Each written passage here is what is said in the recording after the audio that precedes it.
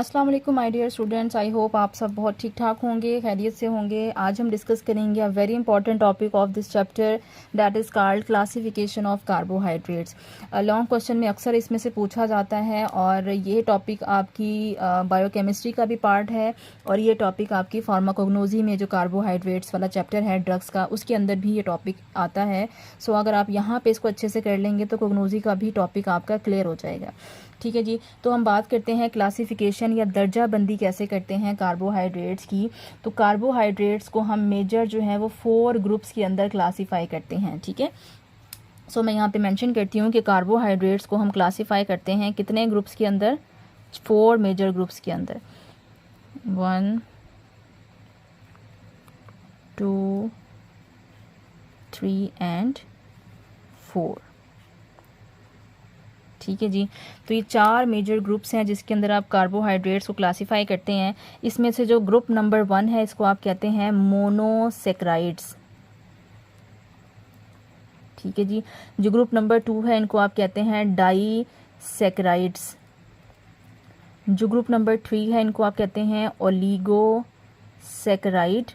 और जो group number 4 है इसको आप कहते हैं पॉलीसेक्राइड्स। ठीक है। तो सबसे पहले तो आपको इनके नाम आने चाहिए और इनकी तरतीब आपको पता हो। सो मोनो का मतलब होता है 1, मोनो मीन्स 1।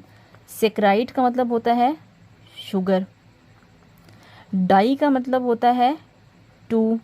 सेक्राइड का मतलब होता है शुगर। ओलिगो का मतलब होता है 3 to 10। सेक्राइड का मतलब होता है शुगर। पोली का मतलब होता है मैनी। ठीक है। और सेक्राइड का मतलब होता है शुगर। सो अगर अब हम इनको डिफ़ाइन करना चाहें तो हम सिंपली लिख सकते हैं कि मोनोसेक्राइड ऐसे शुगर मॉलिक्यूल होते हैं जिनके अंदर एक शुगर मॉलिक्यूल होता है, उन्हें हम मोनोसेक्राइड कहते हैं। डाईसेक्राइड ऐसी शुगर होती हैं जिनके अंदर 2 शुगर मॉलिक्यूल्स होते हैं। ओलिगोसेक्राइड ऐसे शुगर होती हैं जिनके अंदर कम से कम 3 और ज़्यादा से ज़्यादा 10 शुगर मॉलिक्यूल्स हो सकते हैं। जबकि आपके पास जो पॉलीसेक्राइड हैं वो आपके पास ऐसी शुगर होती हैं जिनमें आपके पास मोर देन 10 शुगर मॉलिक्यूल्स होते हैं। ठीक है। सो अगर हम इसको मज़ीद लिखें तो मैं लिख सकती हूँ, अगर मैं डायग्राम के तौर पे आपको दिखाऊं तो मैं लिख सकती हूँ 1 शुगर मॉलिक्यूल। यहाँ पे आप शुगर मॉलिक्यूल कितने बनाएंगे, इसमें क्या होते हैं आपके पास 2 शुगर मॉलिक्यूल्स होते हैं और वो आपस में अटैच होते हैं। उसके बाद आपके पास आता है जो ओलिगोसेक्राइड हैं, इसमें आपके पास कम से कम 3 हो सकते हैं। ज़्यादा से ज़्यादा कितने हो सकते हैं आप इसके अंदर, 3 हो सकते हैं, 4 हो सकते हैं, 5 हो सकते हैं, 6 हो सकते हैं, 7 हो सकते हैं, 8 हो सकते हैं, 9 हो सकते हैं और ज़्यादा से ज़्यादा कितने हो सकते हैं आप 10 इसके अंदर शुगर मॉलिक्यूल्स एक दूसरे के साथ अटैच कर सकते हैं। ठीक है। तो हमने क्या किया, इस तरह से इसकी शेप होती है। जबकि जो पॉलीसेक्राइड्स होते हैं इसके अंदर जो शुगर मॉलिक्यूल होते हैं वो मोर देन 10 होते हैं। ठीक है। मैनी से मुराद क्या है, मोर देन 10, 10 से ज़्यादा अगर आपके पास शुगर मॉलिक्यूल्स आ रहे हैं तो उसको आप क्या कहेंगे, किसी भी स्ट्रक्चर के अंदर उसको आप कहेंगे ये पॉलीसेक्राइड है। सो इसमें 10 से ज़्यादा से मुराद है कि इसमें 20 भी हो सकते हैं, 30 भी हो सकते हैं, 100 भी हो सकते हैं, 1000 भी हो सकते हैं। तो जितनी लंबी चेन आप बनाना चाहें आप इससे चेन ईजीली बना सकते हैं। मेरे पास यहाँ पे स्पेस नहीं है इसलिए जितने बन गए हैं आपके समझने के लिए मेरा ख्याल है काफ़ी है। ठीक है। तो ये सिंपल सी क्लासिफिकेशन है आपके पास कार्बोहाइड्रेट्स की।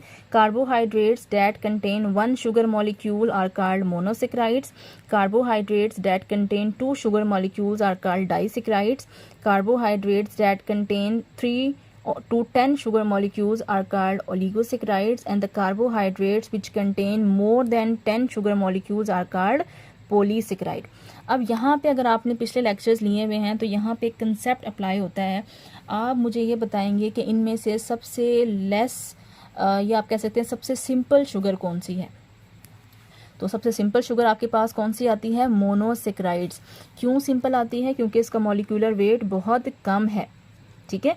एक और एमसीक्यू यहाँ से आता है कि कौन सी शुगर ऐसी है जिसकी स्वीटनेस सबसे ज़्यादा है।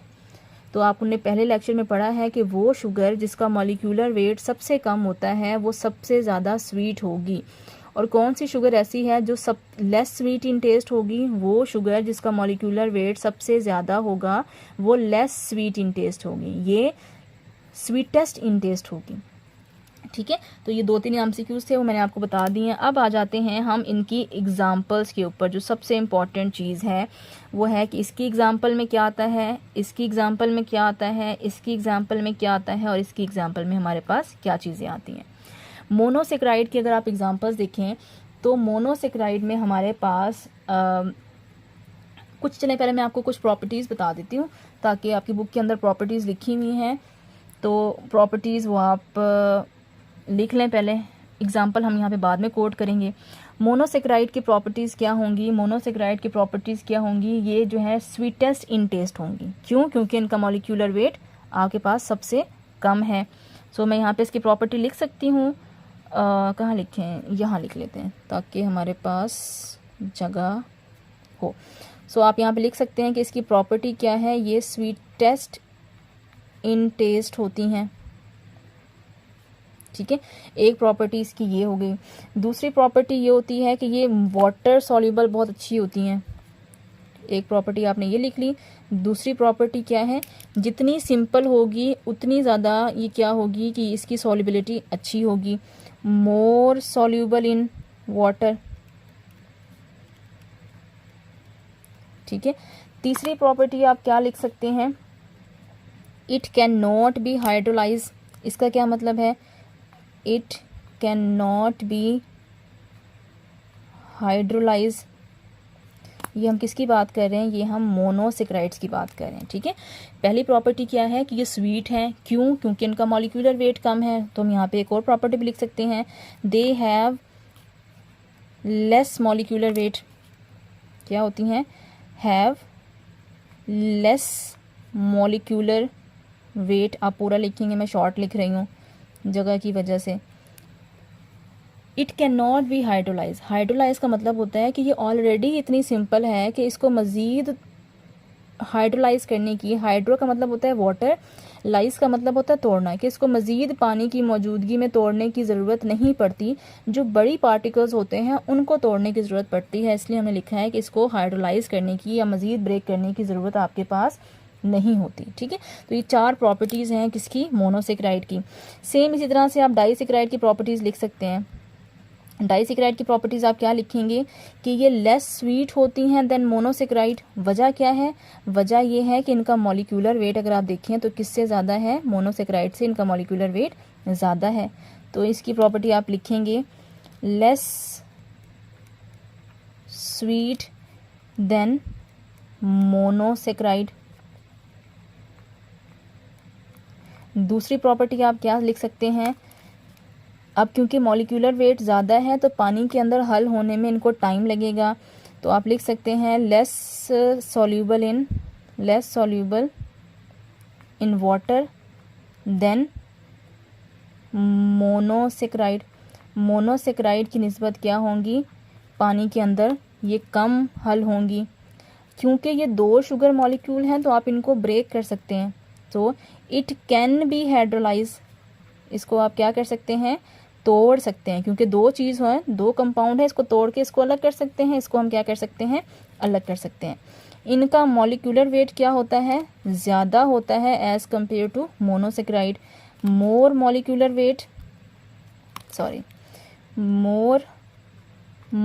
Wait than monosaccharide. मोनोसेक्राइड की निस्बत मॉलिक्यूलर वेट क्या है, इनका ज़्यादा है। ठीक है, अब हमारे पास तीसरी जो टाइप है वो है ओलिगोसेक्राइड। इससे भी आप अपना जो प्रॉपर्टीज़ हैं वो लिख सकते हैं। क्या लिखेंगे, सेम प्रॉपर्टी की ये क्या होती हैं, लेस स्वीट होती हैं देन इन दोनों की निस्बत। तो हम लिख सकते हैं less sweet than mono and disaccharide. ठीक है, मैं स्मॉल लिख रही हूँ। डाइसेक्राइड से ये लेस स्वीट होती हैं। क्यों? क्योंकि मॉलिक्यूलर वेट इनका बहुत ज़्यादा है, लेस सॉल्यूबल होंगी। जितना साइज़ बढ़ता जाएगा उसको हल करना पानी के अंदर उतना मुश्किल हो जाएगा। देन किसकी निस्बत, मोनो एंड डाई की निस्बत पानी के अंदर क्या होती हैं, लेस सॉल्यूबल होती हैं। तीसरी प्रॉपर्टी ये है कि क्योंकि ये बड़े बड़े मॉलिक्यूल्स हैं तो इनको तोड़ने की ज़रूरत पड़ती है, तो हम क्या कर सकते हैं, इट कैन बी हाइड्रोलाइज, इसको आप क्या कर सकते हैं, हाइड्रोलाइज कर सकते हैं। और आखिरी प्रॉपर्टी क्या है, मॉलिक्यूलर वेट क्या है इसका, इन दोनों की निस्बत आपको नज़र भी आ रहा है ज़्यादा है, more molecular weight than mono and disaccharides. ठीक है, इसी तरह से आप अगले वाले की भी प्रॉपर्टीज़ लिख सकते हैं जो कि हमारे पास क्या है, पॉलीसैकराइड। पॉलीसैकराइड में भी सेम प्रॉपर्टी आपके पास चलेगी कि आप इसका अगर आप स्वीटनेस देखेंगे तो इसका तो मॉलिक्यूलर वेट सबसे ज़्यादा है, तो इसकी स्वीटनेस क्या होगी, इसकी स्वीटनेस सबसे कम होगी। तो हम कह सकते हैं लीस्ट स्वीट है। लीस्ट का मतलब क्या होता है, कम, सबसे कम। Least sweet than all saccharides, तमाम सैकराइड में सबसे कम मीठी कौन सी होती है आपके पास, यही वाली होती है जिसको आप पॉलीसैकराइड कहते हैं। उसके बाद क्या आता है कि लीस्ट सॉल्यूबल है, than all can be hydrolyse, क्योंकि बड़ी हैं तो इसको हम क्या कर सकते हैं, हमें इसको अलग अलग करना पड़ेगा तब जाके ये हमारी बॉडी में एब्जॉर्ब होगी। एंड हाईएस्ट मॉलिक्यूलर वेट, इनका मॉलिक्यूलर वेट क्या होता है, सबसे ज़्यादा होता है। तो ये तो हमने बता दी जनाब प्रॉपर्टीज़ जो कि आपके पास कार्बोहाइड्रेट्स की प्रॉपर्टीज़ हैं। अब हम आ जाते हैं इसकी एग्जांपल के ऊपर और उसके बाद हम इसको वाइंड अप करते हैं। अच्छा जी, अगर हम इनकी एग्जांपल्स की बात करें तो आपको हर जो आपके पास टाइप है उसकी साथ साथ एग्जांपल पता होनी चाहिए। तो मोनोसैकराइड की जो सबसे सिंपल एग्जांपल है वो आपके पास आती हैं ग्लूकोज और फ्रक्टोज, जो कि हमने पहले डिस्कस की हैं। तो इसकी एग्जांपल में क्या आता है, एक चीज़ आपके पास आती है ग्लूकोज, दूसरी चीज़ आपके पास क्या आती है, फ्रक्टोज। इसका फार्मूला क्या है, इसको ग्लूकोज फ्रक्टोज क्यों कहते हैं, अगर आपको याद हो तो हमने पढ़ा था कि ये एल्डो शुगर होती है और ये कौन सी होती है, कीटो शुगर होती है। ठीक है, और दोनों का फार्मूला क्या होता है, दोनों का फार्मूला होता है C6H12O6। बोथ का फार्मूला आपके पास यही होता है। ठीक है, ये इसमें टाइप आ जाती है। तो एक एग्जांपल हमने ग्लूकोज की कर दी, एक एग्जांपल हमने फ्रुक्टोज की कर दी। इसके अलावा भी इसकी कोई एग्जांपल्स हैं जी, इसके अलावा भी इसकी एग्जांपल्स हैं। अगर बात करें, इसमें एल्डो की एग्जांपल अलग हैं और कीटो की एग्जांपल अलग हैं। एक एग्जांपल तो हमने दे दी कि ये एल्डो शुगर है, ये कीटो शुगर है, सही है। तो अगर मैं मज़ीद इसकी एग्जांपल दूं तो इसको मैं नीचे एग्जांपल कर देती हूँ ताकि आपके लिए आसानी रहे कि हमारे पास इस तरह से लिख लें, जो शुगर होती है वो दो तरह से होती है। एक एल्डो शुगर आती हैं आपके पास, एक आपके पास कीटो शुगर आती हैं। जिन केमिकल्स के अंदर एल्डो वाला ग्रुप होता है उसमें हमारे पास एग्जांपल आ जाती है ग्लूकोज की। जिनके अंदर कीटो का फार्मूला होता है उसके अंदर एग्जांपल आ जाती है, मैंने यहाँ पे मेंशन किया है किसकी, फ्रुक्टोज की। इसके अलावा और कौन सा ग्रुप ऐसा है जिसके अंदर एल्डो शुगर होती है, तो आपके पास राइबोज शुगर ऐसी है जो कि एल्डो होती है। इसके अलावा आपके पास एक और शुगर है ग्लूकोहेप्टोज, ये भी क्या होती है, ये भी आपके पास एल्डो शुगर होती है। और ये सारी की सारी आपके पास मोनोसैकराइड्स में आती हैं। दूसरी चीज़ अगर आप देखें तो हमारे पास जो कीटो शुगर होती हैं उसमें एक तो फ्रुक्टोज आ गया, दूसरा इसमें आता है राइबोलोज। ये अक्सर पूछ लिया जाता है, बच्चे इन दोनों को कंफ्यूज कर देते हैं। ठीक है, और आपके पास यहाँ पे एग्जांपल आ जाती है सीडोहेप्टुलोज। तो ये इसमें कौन सा फार्मूला होता है, इसके अंदर आपके पास कीटो शुगर होती है। ठीक हो गया। सो हम यहाँ पे भी ऐड कर लेते हैं कि हमारे पास राइबोज शुगर है, हमारे पास राइबोलोज शुगर है, हमारे पास सीडोहेप्टोज शुगर है और हमारे पास ग्लूकोहेप्टोज शुगर है। ठीक है, ये किसकी एग्जांपल्स आ गई हैं, हमारे पास मोनोसैकराइड्स की एग्जांपल आ गई हैं। अब इसमें से आप याद रखिएगा कि जो ग्लूकोज होती है इसको हम कहते हैं ब्लड शुगर, और फ्रुक्टोज को हम कहते हैं हनी शुगर। ठीक है, यहाँ पे मैं मेंशन कर देती हूँ कि this is glucose is called, नीचे लिख लेते हैं, यहीं पे लिख लें, चलें यहीं कर लेते हैं, ग्लूकोज इधर लिख देती हूँ आपके लिए। Glucose is blood sugar, blood sugar कौन सी होती है, इज ग्लूकोज। और हनी शुगर कौन सी होती है आपके पास, हनी शुगर या sweetest sugar in the world. पूरी दुनिया में जो सबसे मीठी शुगर है वो कौन सी होती है, वो आपके पास फ्रुक्टोज होती है। ये याद रखिएगा कि दुनिया में जो सबसे मीठी शुगर है वो कहाँ होती है, वो शहद के अंदर होती है, और उसको आप क्या कहते हैं, उसको आप फ्रुक्टोज कहते हैं। अब आ जाते हैं डाइसेक्राइड की एग्जांपल्स के ऊपर। डाइसेक्राइड जो हमारे पास आते हैं, इसकी सबसे जो इम्पॉर्टेंट एग्जांपल्स आती है वो आपके पास आती है जनाब सुक्रोज की। ठीक है, एक एग्जांपल आपके पास आती है इसमें सुक्रोज, एक एग्जांपल आपके पास इसमें आती है लैक्टोज, ठीक है, एक एग्जांपल आती है लैक्टोज, और एक एग्जांपल आपके पास इसमें आती है माल्टोज की, आप लिख सकते हैं। ठीक है, अब मैंने यहाँ पे कहा है कि ये जो डाइसेक्राइड्स होते हैं ये 2 शुगर मॉलिक्यूल से मिलकर बनते हैं, तो इसका मतलब है जो सुक्रोज है ये भी आपके पास 2 शुगर मॉलिक्यूल से मिलकर बनी होगी। तो सुक्रोज किस किस को मिलाएं तो सुक्रोज बनती है, एक ग्लूकोज को मिलाएं और एक फ्रुक्टोज को मॉलिक्यूल को मिला दें तो आपके पास क्या बन जाता है, सुक्रोज बन जाता है। सुक्रोज को आप टेबल शुगर भी कहते हैं, यानी जो घरों में आप चीनी इस्तेमाल करते हैं उसे आप क्या कहते हैं, सुक्रोज कहते हैं। ठीक है, ग्लूकोज को आप ग्लूकोज भी कहते हैं या इसको आप डेक्सट्रोज भी कहते हैं, ये एक ही चीज़ के 2 नाम हैं। ये सारे एमसीक्यूज हैं जो मैं आपको साथ साथ बताती जा रही हूँ और आपसे वाइवा में ये चीज़ें पूछी जाती हैं। लैक्टोज कैसे बनता है, अगर आपने लैक्टोज बनाना है तो आपको एक ग्लूकोज का मॉलिक्यूल चाहिए और एक आपको ग्लैक्टोज का मॉलिक्यूल चाहिए।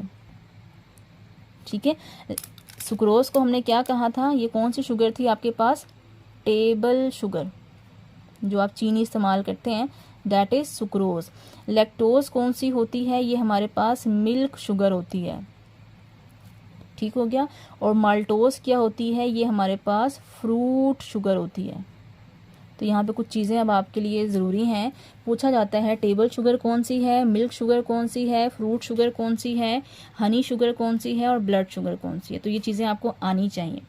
माल्टोज कैसे बनती है, अगर 2 ग्लूकोज के मॉलिक्यूल अगर आप मिला दें, यहाँ पे भी ग्लूकोज, यहाँ पे भी क्या कर दें, ग्लूकोज ऐड कर दें, तो आपके पास क्या चीज़ बनती है, आपके पास माल्टोज बन जाता है। तो ये हमने एग्जांपल्स कर ली डाइसेक्राइड्स की।